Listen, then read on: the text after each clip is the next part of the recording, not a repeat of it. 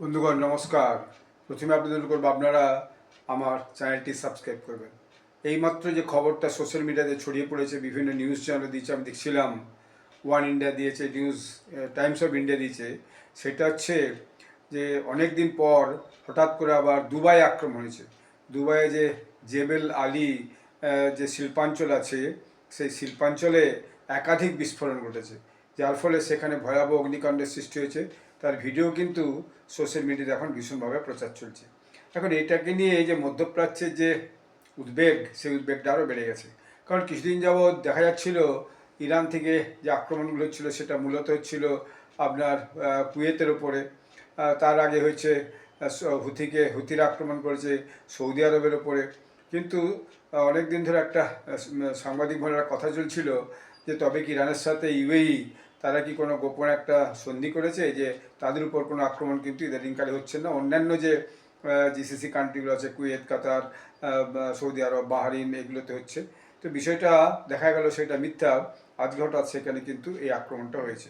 এখন এই আক্রমণ নিয়ে কৌশলগতভাবে বন্দর এলাকা থেকে ভয়ানকভাবে যে ধোঁয়া, ধুলা এবং আগুনের হলকা উঠতে দেখা যাচ্ছে।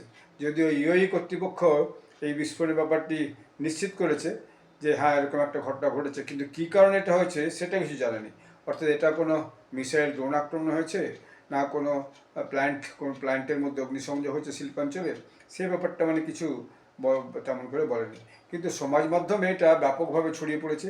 দেখা যাচ্ছে এটা সম্ভবত, অনেকে বলছে যে এটা ড্রোন হামলা হতে পারে, এবং এই ড্রোন হামলা এটা ক্ষেপণাস্ত্র হামলা হতে পারে, এবং এটা সম্ভবত ইয়েমেন থেকে হুথিরা করেছে, এইটা অনেকে কিন্তু মনে করছে। এবং কেউ কেউ বলছে না এটা দুর্ঘটনা হতে পারে, আবার কেউ কেউ বলছে না এটা বিমান হামলাও হতে পারে। তো কী যে হয়েছে সেটা কিন্তু ঠিকমতো বোঝা যাচ্ছে না। তো এরপর দেখা যাচ্ছে একই সাথে এই যে ইয়েমেনের যে সানা অঞ্চলে আগে সৌদি আরব বর্ষণ করেছিল যখন ইরান থেকে যে সুপ্রিম লিডারের ফুনারেলে অংশগ্রহণ করে যারা ফিরে এসেছিল, সেই সানা অঞ্চলেও দেখা যাচ্ছে সেখানেও আবার আকস্মিকভাবে একটা বিস্ফোরণের খবর পাওয়া গেছে, যেটা ওই ইয়েমেনের ওই অঞ্চলে, অর্থাৎ হুতি ডোমিনেটেড যে এরিয়া, সেই ডোমিনেটেড এরিয়াতে কিন্তু একটা ভয়ানক উত্তেজনা সৃষ্টি করেছে। ফলে এই দুটোর সাথে কোনো যোগসূত্র আছে কিনা সেটা বোঝা যাচ্ছে না।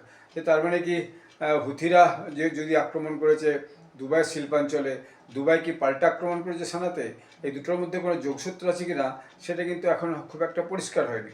এখন মুশকিল হচ্ছে ইরান নিজেরা সরাসরি আক্রমণ করছে আমেরিকার উপরে, ইরান আক্রমণ করছে তার প্রক্সিকে দিয়ে, অর্থাৎ হিজবুল্লাহকে দিয়ে আক্রমণ করছে ইসরায়েলে, আবার হুথিকে দিয়ে আক্রমণ করছে সৌদি আরবে, রেডসি বন্ধ করে দিচ্ছে।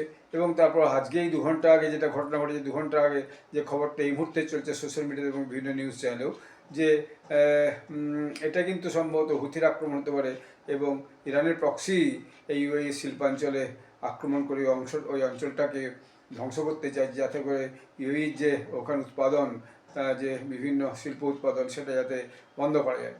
তো ফলে এইটা ঘটনা হলে আগামী দিনে কিন্তু এই অঞ্চলে আরও উত্তেজনা ছড়িয়ে পড়বে। অর্থাৎ এই যে যুদ্ধ থামার জায়গায় যুদ্ধ আরও বাড়তেই চলেছে। এটাই এখনকার যে লেটেস্ট নিউজ, সেটা জানা যাচ্ছে। আপনারা সবাই ভালো থাকবেন। ধন্যবাদ, নমস্কার।